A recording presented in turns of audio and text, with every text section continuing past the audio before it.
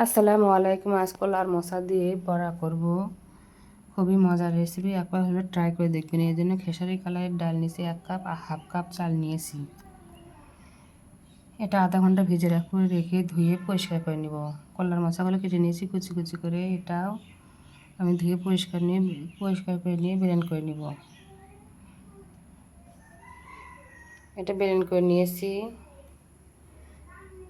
এখন ডাল আর চাল ব্লেন্ড করে নিব। নেওয়া হয়ে গেছে, ঢেলে নিব। দুটো মিক্স করে 3টা কাঁচামরিচ, 3টা পেঁয়াজ কুচি, 1 চামচ লবণ, 2 চামচ মরিচের গুঁড়া, 1 চামচ গরম মশলা, 1 চামচ ধনে, সামান্য পরিমাণ হলুদ, 2টা চাট মশলা, আদা রসুন দিয়ে সুন্দর করে মেখে নিব।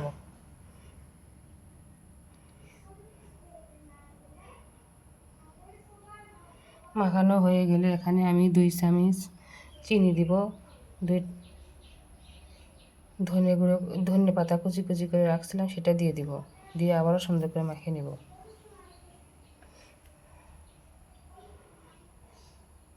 আমি প্যানে তেল দিয়ে রাখছিলাম, এখানে বড়া শেপ দিয়ে সবগুলো আমি দিয়ে দিলাম। বড়া এক পিঠে হয়ে গেলে উল্টে দিব আর এক পিঠে। এভাবে একবার হলে ট্রাই করবেন, খুবই মজার হয় এই বড়াটা।